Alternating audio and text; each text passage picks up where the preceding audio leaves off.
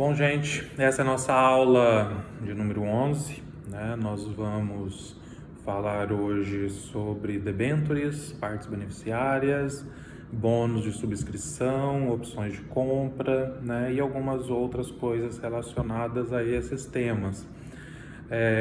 Na aula passada nós falamos sobre ações, né? Que é um dos principais, que é o principal, lógico, né? O principal ativo aí das companhias. Hoje nós vamos falar sobre alguns títulos de dívida. O principal dele aí é realmente as debêntures. Nós vimos na aula passada, né, e nas aulas anteriores, na verdade, nós vimos também na primeira aula de SA, nós vimos o que são valores mobiliários. São aqueles descritos lá no artigo 2º da Lei 6.385/76. Muita gente acaba se confundindo, né, valores mobiliários com títulos de crédito, né? Título de crédito, lembrando, nota promissória, cheque, duplicata, letra de câmbio e por aí vai. Acaba se confundindo e muitos acabam dizendo que é a mesma coisa, tem uma relação, e vocês vão encontrar uma discussão sobre isso na doutrina, né? Depender de por quem vocês estiverem estudando, vocês vão ter aí alguma coisa a respeito disso, uma certa discussão.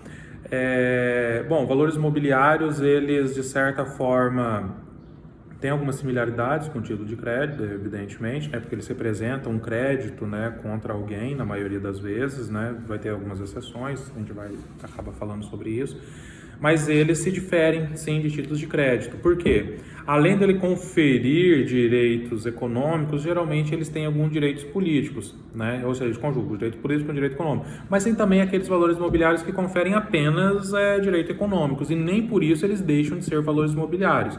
Certo é que o que está estabelecido lá naquele artigo 2º da Lei 6.385/76, a Lei do Mercado de Capitais, né, brasileira, certo é que aquilo são valores mobiliários. O que está estabelecido na lei do cheque, na lei da duplicata, na lei da nota promissória, letra de câmbio e outros títulos de crédito que têm regulamentação específica são chamados de títulos de crédito, e eles têm aí legislação diferente, então assumem aspectos diferentes e não se confundem, né? Apesar de ambos possuírem características em comuns, mas não são a mesma coisa, certo? Então, os valores mobiliários são geralmente emitidos pelas empresas, né? E elas têm aspectos diferenciados conforme nós vamos estudar hoje.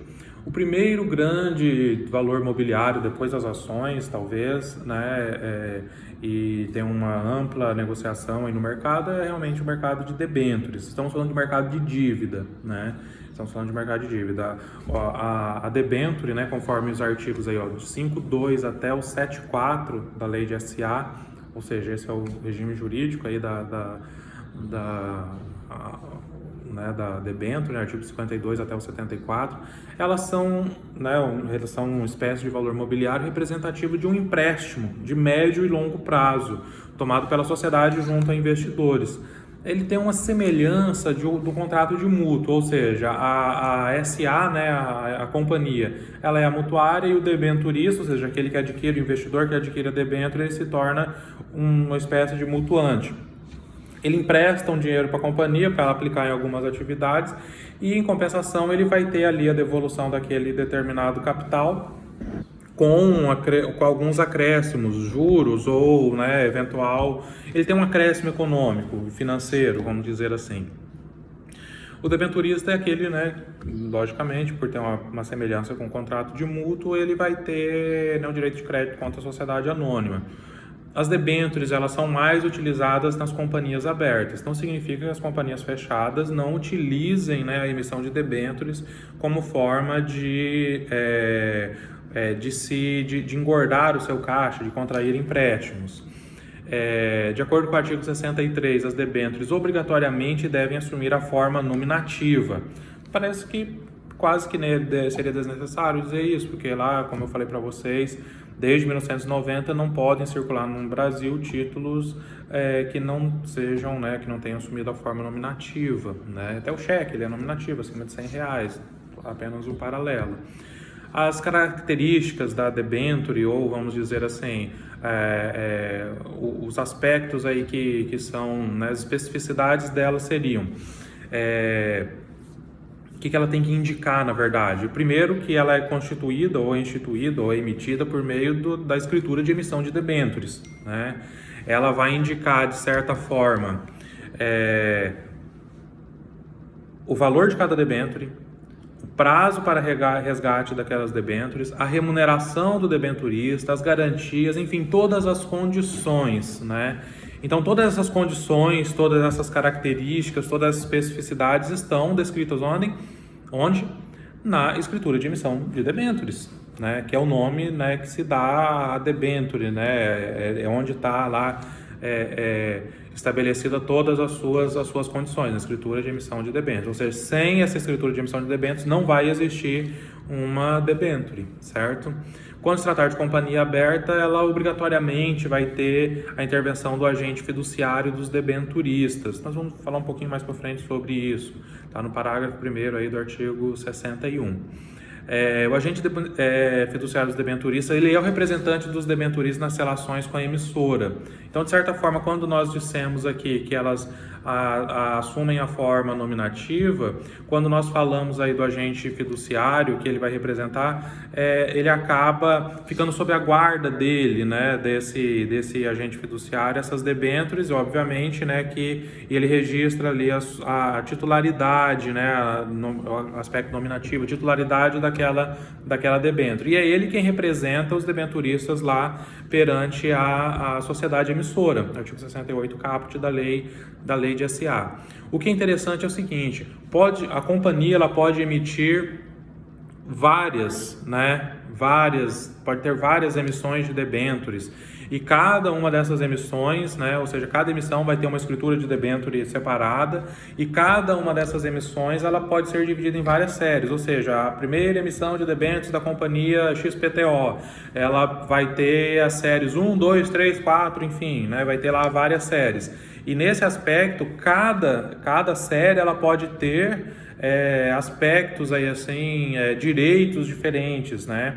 Interessante é o seguinte, que determinada debênture, né, de uma determinada série, ela confere sempre aos seus titulares os mesmos direitos, né? Então, ou seja, posso ter numa mesma emissão de debêntures, eu posso ter várias séries, só que dentro de cada série, aqueles direitos garantidos, eles são únicos, né? Ou seja, se o debenturista da série A, por exemplo, ele adquirir 10 debêntures daquela e um outro debenturista adquirir 20 debêntures também de série A, ambos têm o mesmo direito. Agora, se eu adquirir debêntures, né, da série A e o outro adquirir da série B, podem ser, né, obviamente terão aí direitos diferentes, então não faria sentido ter várias séries. Então vai ter aí direitos, né, nós observaremos direitos aí diferentes em relação a cada uma das séries.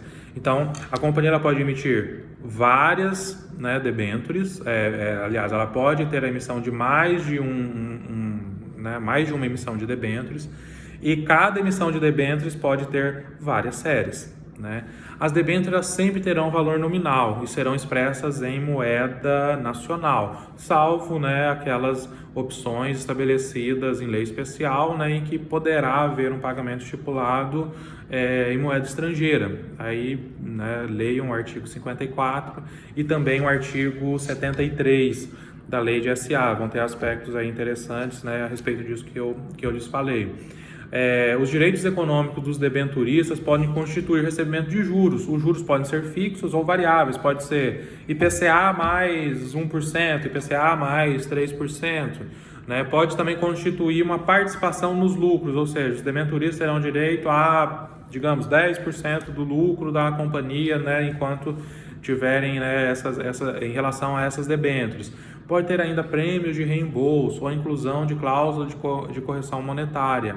O interessante é que